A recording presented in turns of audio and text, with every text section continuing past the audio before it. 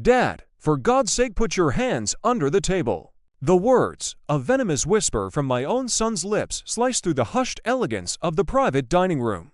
My son, David, my entire world, the reason I'd walked through fire and bled in forgotten corners of the earth, was looking at my hands like they were something diseased. In front of his future-in-laws, a United States Senator, and his wife, he looked at me and saw only shame.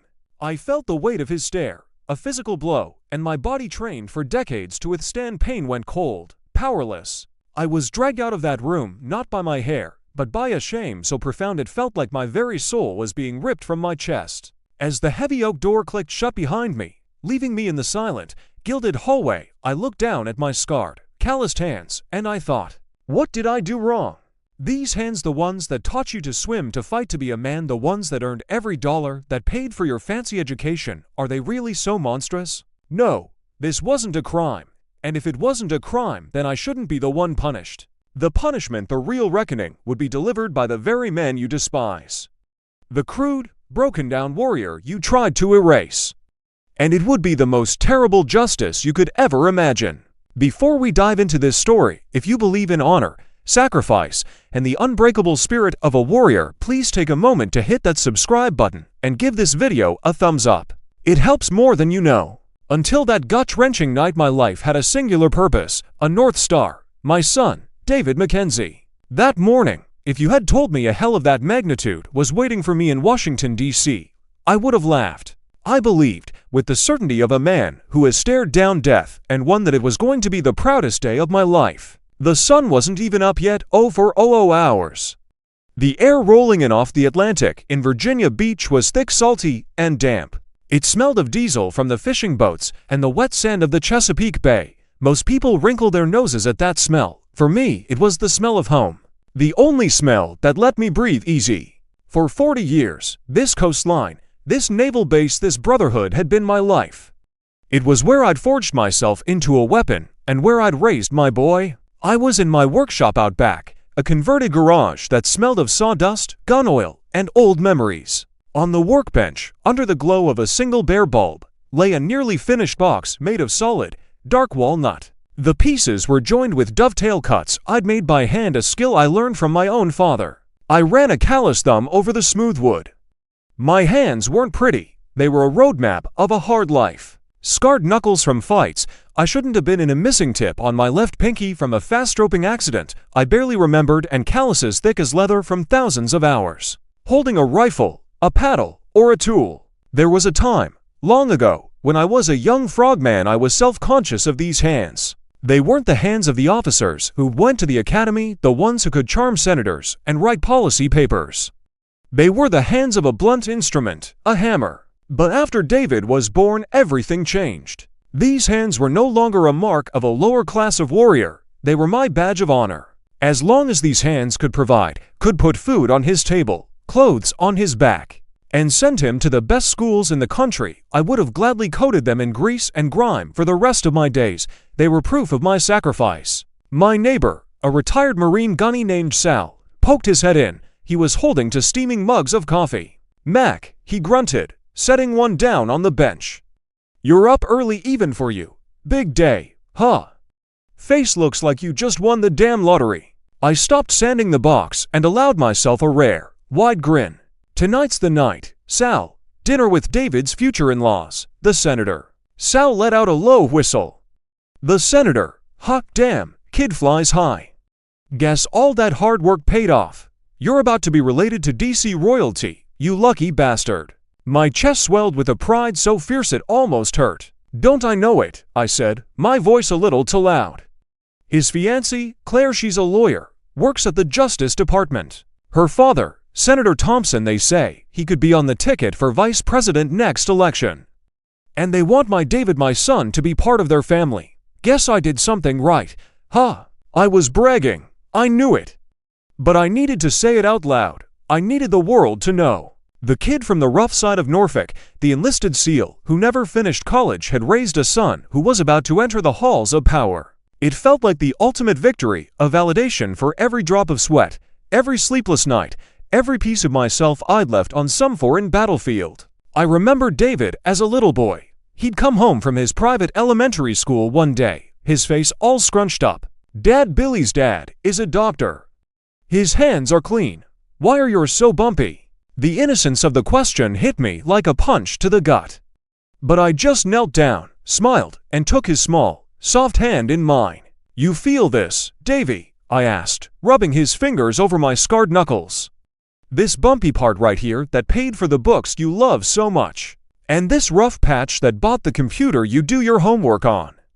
Everything you have, son, every opportunity, it comes from these hands.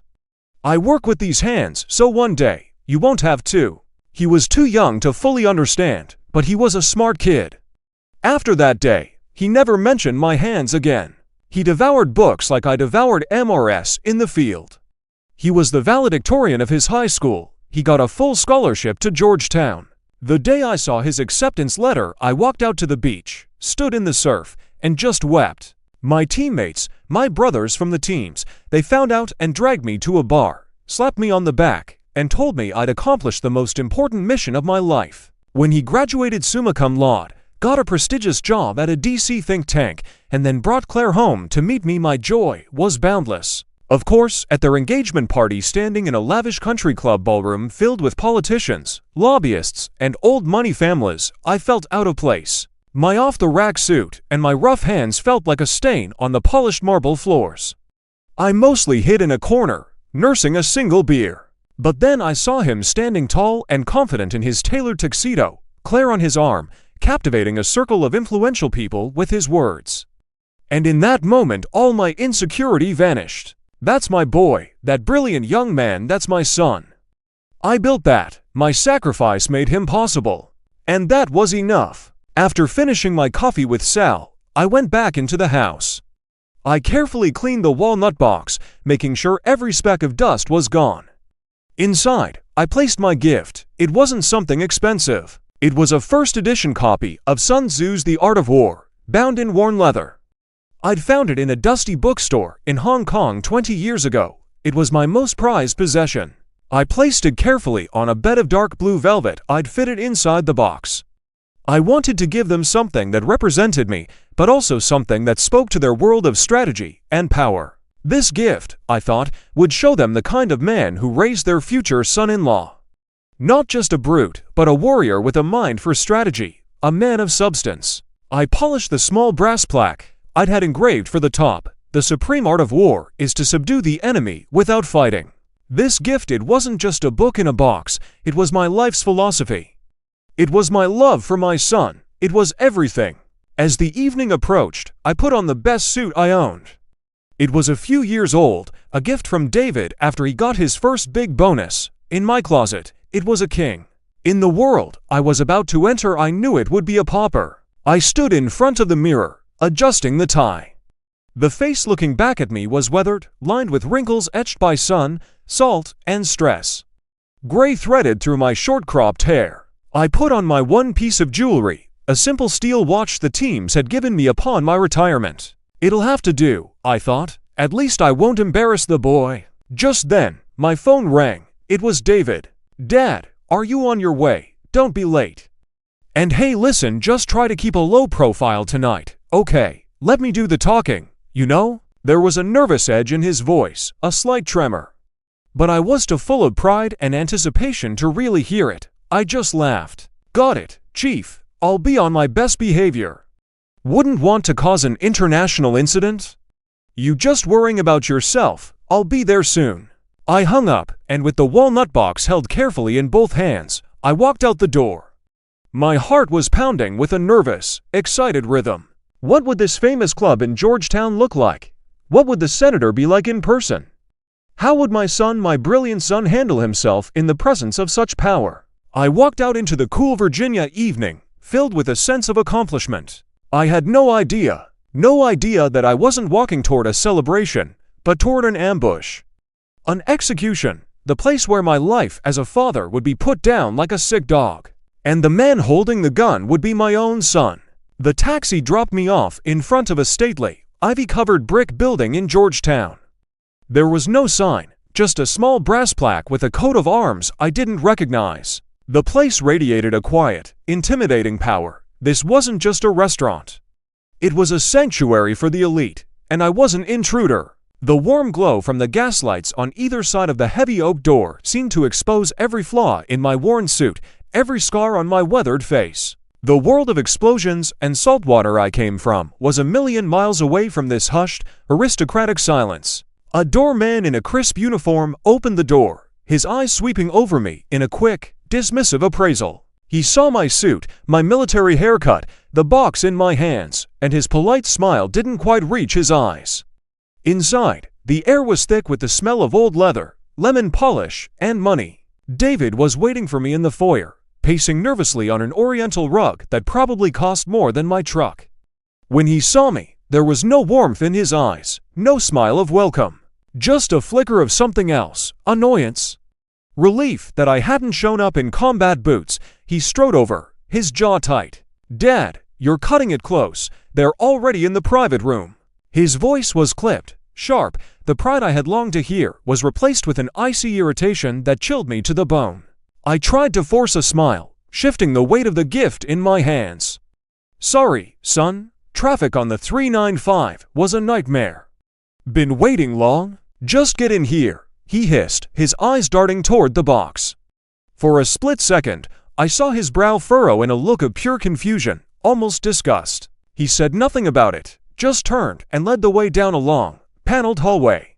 I wanted to say something, to ask him what was wrong, but the rigid set of his shoulders, the sheer coldness radiating from him, it silenced me. When he pushed open the heavy door to their private dining room, the atmosphere inside hit me like a physical force. It was a world of quiet, understated luxury.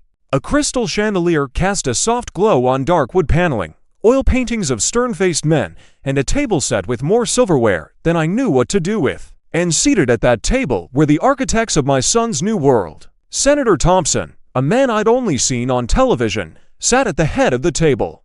He had a full head of silver hair, a patrician face, and the easy posture of a man born to power. He gave me a brief, almost imperceptible nod. His wife, elegant and severe in a silk dress, offered a smile that was all teeth and no warmth. And sitting beside David, so close they were almost touching, was his fiancée, Claire. She was beautiful, in a sharp, intelligent way, but her eyes were cold, analytical. She looked at me not as a future father-in-law, but as a variable in a complex equation she was trying to solve. I felt a sudden, desperate urge to turn and walk away. To retreat to the safety of my workshop, to the familiar world where a man was judged by his actions, not by the cut of his suit. I cleared my throat, the sound unnaturally loud in the quiet room. "Senator, Mrs. Thompson, it's an honor. I'm John Mackenzie." The senator finally turned his full attention to me, his eyes a piercing blue. "Master Chief Mackenzie," he said, his voice smooth as aged whiskey. "David has told us a little about your service. We thank you for it." The words were polite, but the tone was dismissive.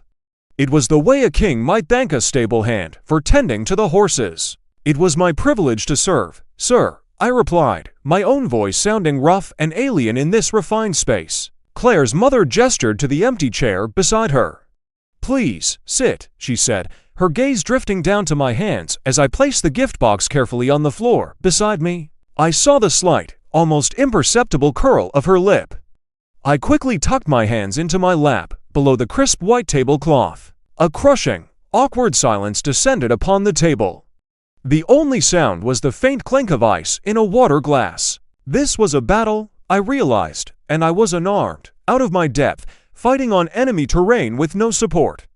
I had to do something. I had to show them I wasn't just some dumb grunt. Drawing on a reservoir of courage I hadn't needed since my last mission, I reached down and brought the walnut box up, placing it on the table. "Senator, ma'am," I began, my voice steadier than I felt. "This is, well, it's not much.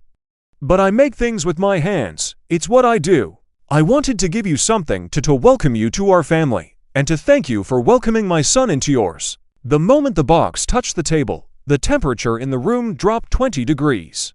David's face went from pale to ashen. He looked like he'd just seen a ghost. Claire physically recoiled, a look of utter disbelief on her face, as if I'd just placed a dead rat on the fine china. Mrs. Thompson's polite mask vanished completely, replaced by a stony, impenetrable wall of disapproval. The senator simply stared at the box, then at my hands, then back at the box. He leaned back in his chair and let out a long, slow sigh, as if dealing with me was a tedious but necessary piece of political theater. The terrible silence was broken by my son, my own son. He shot up from his chair so fast it almost tipped over. He snatched the box from the table as if it were a bomb. Then, in a low, seething whisper that was meant only for me, but felt like a scream, he said, "What the hell do you think you're doing? Who told you to bring this thing here?" I was stunned into silence, but some foolish, paternal instinct kicked in. I thought he was just nervous, that I could fix this. I thought I could explain. "David, it's a gift," I stammered, my voice trembling. "It's a first edition The Art of War," one thought the senator, with his work on the Armed Services Committee. I reached out, trying to open the box to show them, to make them understand. That was my mistake. As my scarred fingers touched the polished wood, Claire let out a small, theatrical gasp. She brought a napkin to her nose. "Oh, David darling, please," she said, her voice dripping with condescension. "The smell of sawdust, or whatever that is. And those hands touching the table, it's all a bit rustic, isn't it?" That single word, rustic, was the spark that lit the fuse. David's eyes, when they met mine, were filled with a wild, cornered fury I had never seen before. It was the look of pure, undiluted hatred. "Dad," he shouted, his voice cracking, loud enough for the entire room, the entire club, to hear. I told you to just be normal. Why do you always have to be you? You." He said it like it was a disease. I stared at him, my heart shattering into a million pieces. The noise in the room faded away. All I could hear was the blood pounding in my ears. My pride, my life's work, my son, it was all turning to ash right before my eyes. I opened my mouth to speak, but he cut me off, his face contorted in a mask of rage and desperation. "Get up," he snarled, grabbing my arm. "David, what are you doing? In front of your guests?" "Shut up," he roared, his voice bouncing off the paneled walls. And then the unthinkable happened. The boy I taught to throw a punch, the man whose college education was paid for by the strength in my arms, he shoved me hard. I stumbled backwards, my chair scraping loudly against the floor. The shock of it, more than the force, sent me off balance. My son, my David, had put his hands on me in violence. As I struggled to regain my footing, my mind reeling, the senator and his wife did nothing.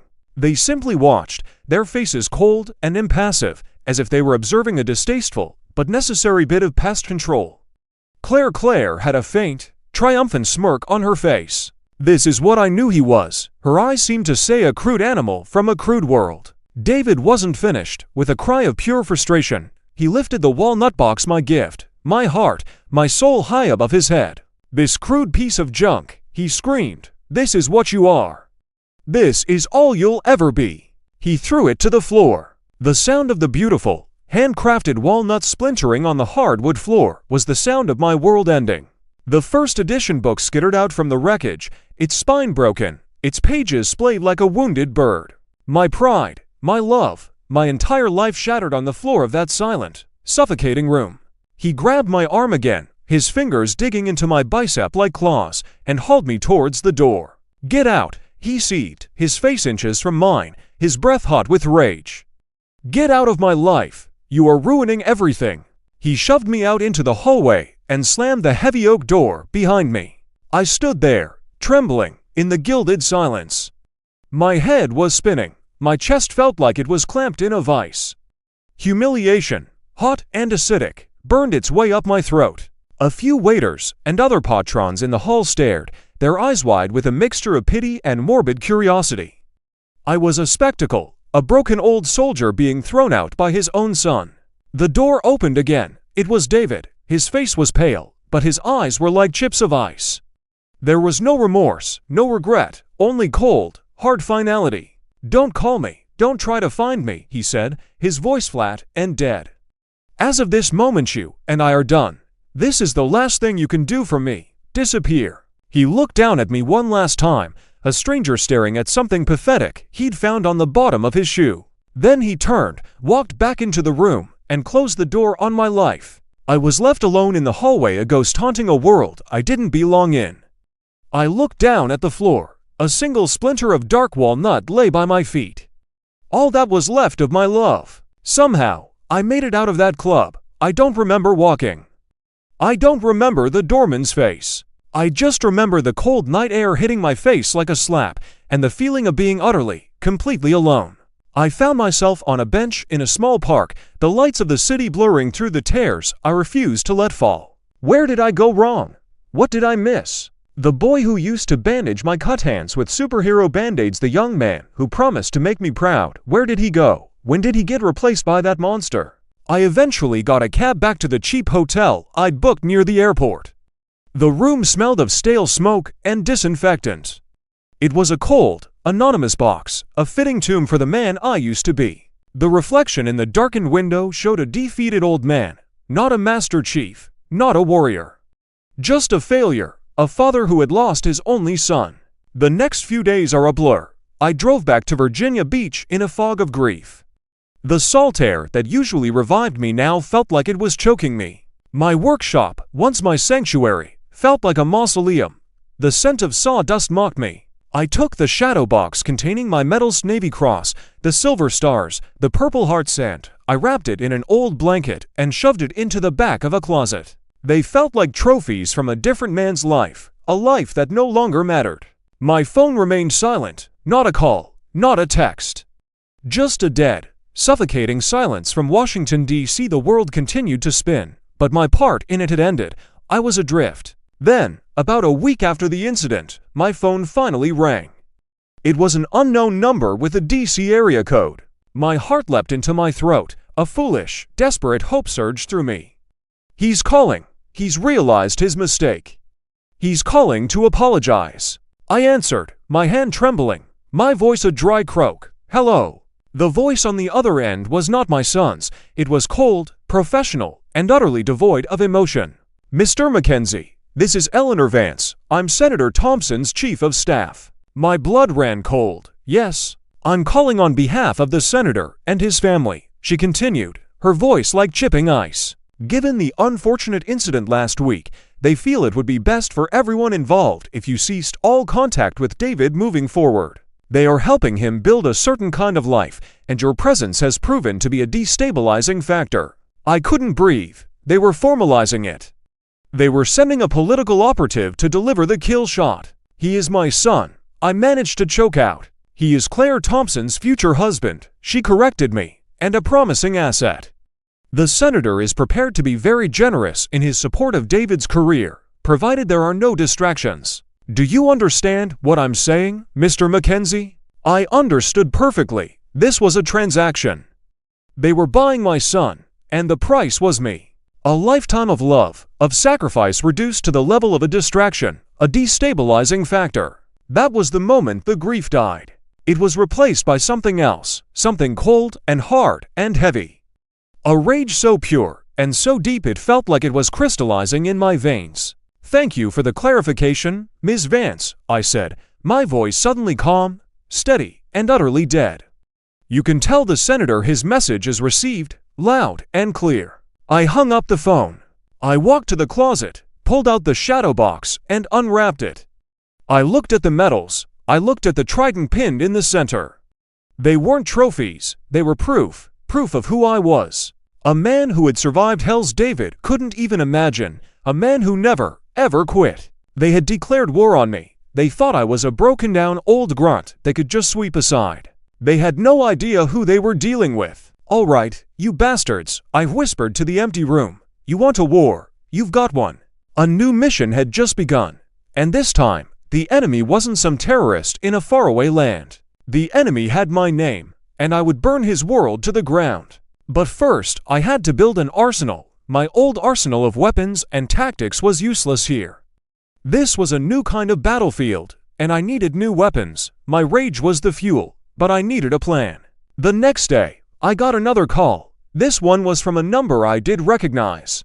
It was Mark Stelter, an old friend from the teams who'd gotten out years ago and become a high-powered financial advisor. We hadn't spoken in a while. Mark, hey, buddy, sorry to call you out of the blue, but I've got some news you need to hear. Are you sitting down? What is it, Mark? I asked, my mind still churning with thoughts of revenge. Remember that little startup we all threw a few bucks at back in '02? That company making the ruggedized comms gear, Aegis Tactical. I vaguely remembered. A few of us had pooled some of our deployment pay $1,000 each. May Beto help a nerdy tech guy from Naval Special Warfare Development Group get his idea off the ground. I'd written it off as a loss decades ago. Yeah, I remember, I said. What about it? Mark let out a long, slow whistle. Well, Mac, they got bought out by one of the big defense contractors, and that little seed you planted, it's grown into a goddamn redwood forest. Your shares, after the buyout, Mac, are you listening?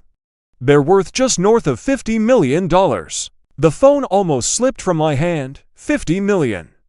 The number was so absurd, so astronomical, it didn't even sound real. It was a number from a different universe. I was silent for a full minute, just staring at the peeling paint on my kitchen wall. My entire life, I'd lived on an enlisted man's salary. I'd scraped and saved for David's tuition. I'd patched my own roof and fixed my own truck because I couldn't afford to pay someone else. And now I had more money than I could ever spend. It wasn't a blessing, it was ammunition. Mac, you still there? Mark asked, a nervous tremor in his voice. I took a deep breath, the cold, hard calm settling over me once more. I'm here, Mark, I said, my voice clear and steady. And I've got a job for you. I need you to help me build something. This money, it wasn't for a new boat or a fancy house. This was a war chest. And I was about to invest it in the total destruction of Senator Thompson's carefully constructed world and my son's place within it. The old John Mackenzie died in that Georgetown club. The man who was left was colder, harder, and infinitely more dangerous. I was no longer a father. I was a strategist. And my target was in sight. The first 2 years of my new life were a blur of disciplined, relentless work. I operated with the same single-minded focus I'd once reserved for mission planning. My home was no longer a place of rest, it became my command center. Instead of maps and satellite images, my walls were covered with financial charts, political affiliation diagrams, and timelines of Senator Thompson's career. I devoured books on corporate law, campaign finance, and investigative journalism. I hired Mark and his team of ruthless analysts to dig into every corner of the senator's life, his businesses, his investments, his political allies, and his enemies. I learned that the world of Washington, D.C. was just another kind of battlefield. The weapons were different, money, information, influence, but the principles were the same. Find the enemy's weakness, exploit it, subdue him without firing a direct shot. While I was meticulously building my arsenal, David was ascending. With the senator's backing, he was the golden boy of the D.C. think tank scene. His articles were published in influential journals, he was a frequent guest on political talk shows, and his wedding to Claire was a lavish affair covered by society magazines. I saw the photos online, him, smiling and confident in his tuxedo. Her, radiant and triumphant, the senator, looking on with paternal pride. There was no sign, no hint, of the blue-collar father he had erased from his life. Each photo was another twist of the knife, another log on the fire of my cold rage. He was living in a magnificent Georgetown townhouse, driving a German sports car, and vacationing in the Caribbean. He had everything he ever wanted. He had sold his soul, and the devil had paid him handsomely. But I knew a secret I had learned in the mud and the blood. Men who build their houses on foundations of lies and betrayal are vulnerable. Their walls look strong, but they are hollow. All it takes is the right amount of pressure, applied at the right point, to bring the whole thing crashing down. My first move was quiet, subtle. Through a series of shell corporations, set up by Mark's team, I began buying up debt from companies associated with one of Senator Thompson's key business partners, a real estate developer named Marcus Thorne. Thorne was overleveraged, a classic gambler who always bet on the next big project. I became his silent, invisible creditor. My second move was to establish a foundation. I called it the Sentinel Valor Foundation. On the surface, it was a non-profit dedicated to supporting wounded warriors and Gold Star families. We offered scholarships, provided advanced prosthetics, and funded PTSD research. It was a noble cause, one that nobody in Washington could possibly criticize. It gave me a legitimate reason to be in D.C., to attend charity galas, to meet influential people. It gave me cover. I became a new person, John Mackenzie, the quiet philanthropist. The retired war hero giving back. I traded my old suits for bespoke tailoring. I learned which fork to use. I learned to speak their language, a language of quiet favors and unspoken agreements. But beneath the veneer of respectability, the Master Chief was still there, watching, waiting, calculating. I even attended a charity dinner where Senator Thompson was the keynote speaker. I bought a table under the foundation's name. From across the grand ballroom, our eyes met. I saw a flicker of recognition, then confusion. He knew he'd seen my face before, but he couldn't place it. To him, I was just another wealthy donor. I gave him a polite, empty nod. He nodded back, then turned away. I was invisible to him. And that was my greatest weapon. The real work was happening in the shadows. My team discovered that Senator Thompson was using his position on the Armed Services Committee to push for a massive new government contract, a new communication system for the military. And the foutrunner for the contract was a subsidiary of a company owned by none other than his friend, Marcus Thorne. And my son, David, the brilliant policy analyst, had written the influential white paper that was being passed around Capitol Hill. The very paper that made the technical case for why Thorne's system was the only viable option. It was a classic DC power play. Corrupt, but wrapped in layers of legitimacy and patriotism. They thought they were untouchable. I had them. I waited. Patience is a warrior's virtue. I watched as the contract moved through committee. I watched as Thorne's company stock soared in anticipation. I watched as David was lauded as a visionary. Then, just 2 days before the final vote, I made my move. I called in my markers on Marcus Thorne's debt, all of them, at once.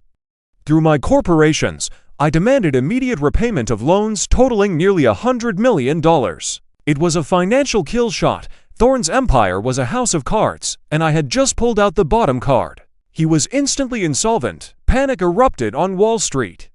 His company's stock plummeted. The billion-dollar government contract was now in jeopardy, tied to a company that was suddenly worthless. Simultaneously, I leaked a package of documents to a hungry, ambitious reporter at a major news outlet. One reporter, my research indicated, had a personal vendetta against Senator Thompson. The documents, gathered meticulously by my team, didn't explicitly prove bribery. They were smarter than that. They showed a pattern. They showed Senator Thompson's vacations on Thorne's private jet. They showed the transfer of a beachfront property from one of Thorne's LLCs to the senator's wife for the price of $1. And they showed the damning timeline, David's white paper, the soaring stock price, and the senator's sudden, aggressive push for the contract. The story broke the morning of the vote. The headline was devastating. Senator Thompson's billion-dollar baby, cronyism, corruption, and a family affair. The scandal exploded. It was the lead story on every news channel. An ethics investigation was launched immediately. The contract was put on indefinite hold. Marcus Thorne, facing financial ruin and a federal investigation, began to talk to the FBI. The senator's world was on fire. And to save himself, he did what all cornered, ruthless men do. He looked for a scapegoat. He found one in his own family. The official story, spun by the senator's army of lawyers and PR experts, was that he had been tragically misled. He claimed he had no knowledge of Thorne's financial instability and the white paper from his brilliant son-in-law. He claimed David had been a pawn, manipulated by the corrupt Marcus Thorne, his youthful idealism exploited. But behind closed doors, I knew what was happening. David was being sacrificed. Claire, ever her father's daughter, filed for divorce, citing irreconcilable differences.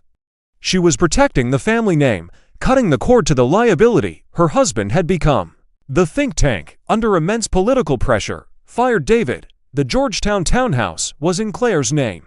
He was thrown out with nothing but his expensive suits and a reputation that was now radioactive. He was ruined, disgraced, alone, just like I had been. I sat in the quiet, luxurious office of my Sentinel Valor Foundation, watching the news coverage on a large flat-screen TV. I felt no joy. No triumph, just a cold, empty sense of completion.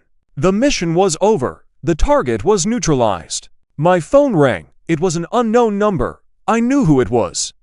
I let it ring for a long time before I finally answered. Hello.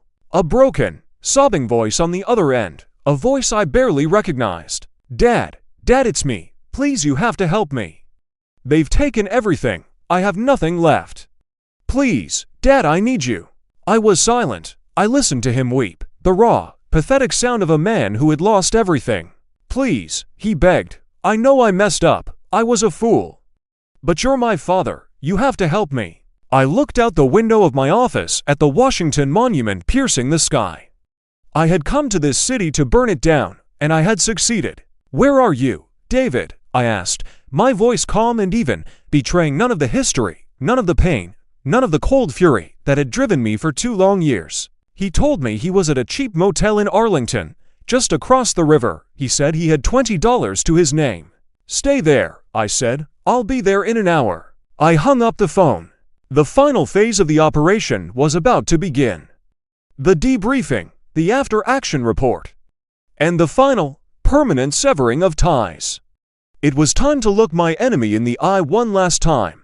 The motel in Arlington smelled of damp carpet and despair. The paint was peeling, and the man behind the bulletproof glass at the front desk looked like he'd given up on life sometime during the Reagan administration.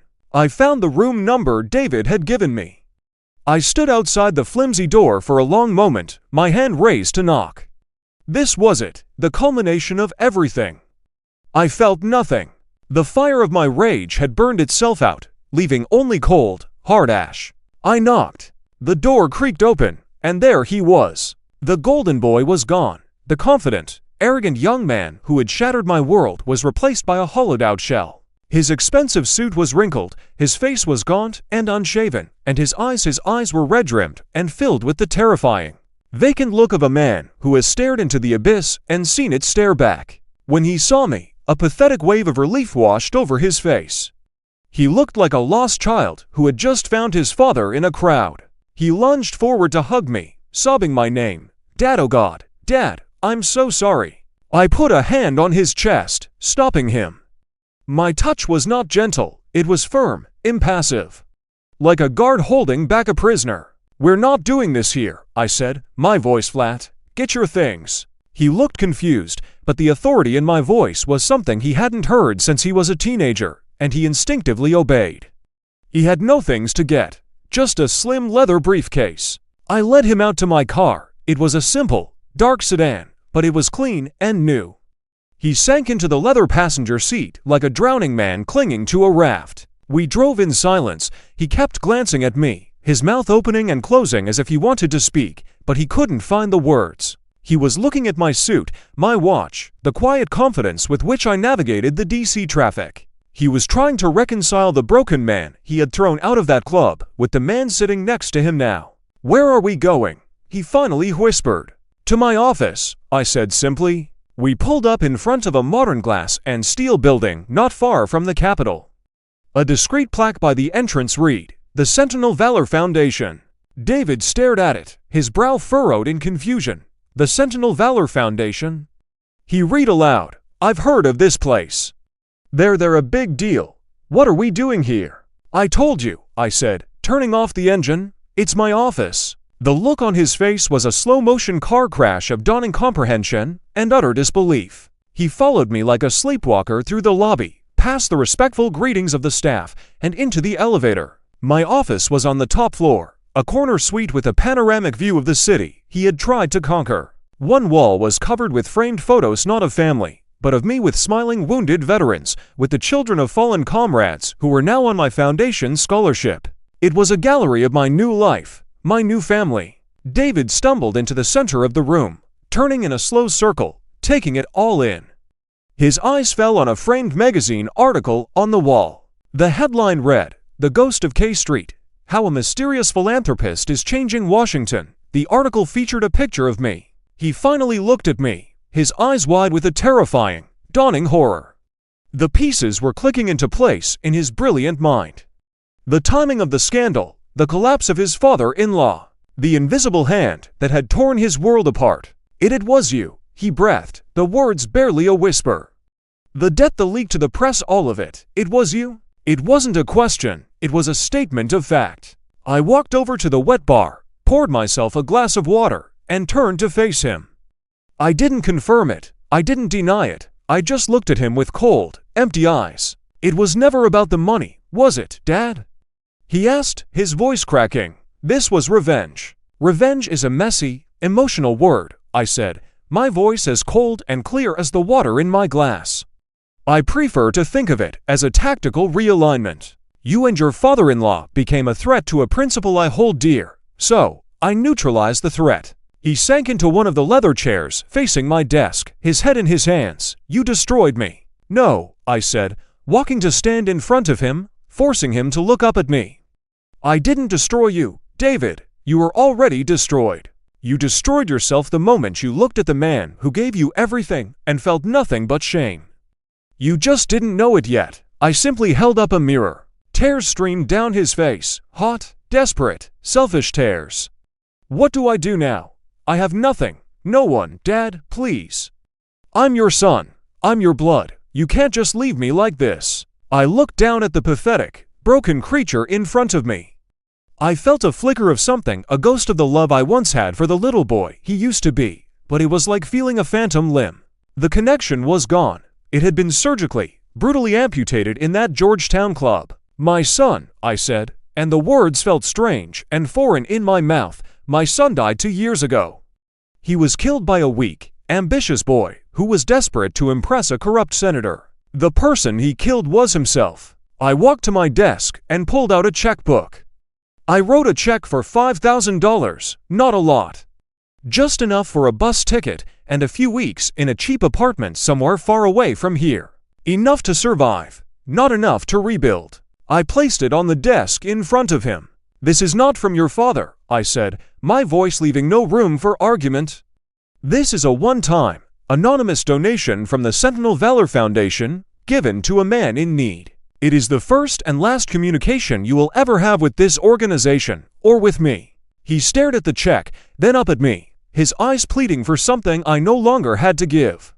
For mercy, for forgiveness, for a father's love. Take it, I said. And go build a life, a real one this time. One based on something more than ambition and shame. Earn your own honor. It's the only kind that matters. I turned and walked to the window, my back to him, looking out at the city. It was the final dismissal. I heard him get up. I heard him pick up the check. I heard his footsteps as he walked to the door. He paused there for a moment. Dad, he whispered, one last, desperate time. I didn't turn around. After a moment of silence, I heard the door open, and then click shut. He was gone. I stood at that window for a long time, watching the sunset over Washington, D.C. The war was over. I had won, but it was a victory that tasted of ash. I hadn't gotten my son back. I had simply balanced the books. My life wasn't about him anymore. It was about the men and women in the photos on my wall. The ones who understood the meaning of sacrifice. The ones who, like me, bore the scars of their service with honor. They were my family now. They were my mission.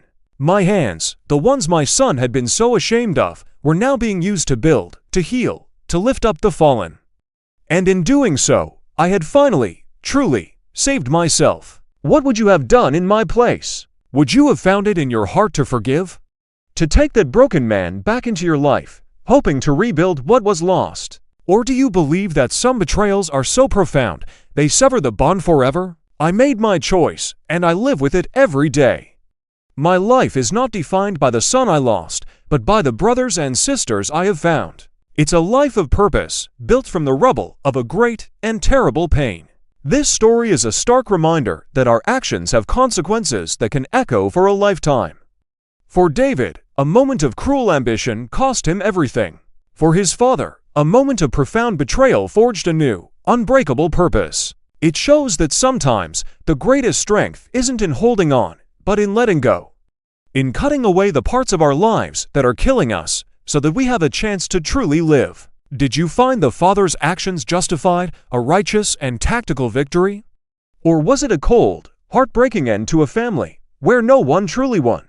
Let me know your thoughts in the comments below. Your perspective matters. If this story resonated with you, if it made you think, please consider sharing it. And for more stories about the complexities of the human heart, honor, and the long road to redemption, make sure you are subscribed to the channel. Thank you for watching.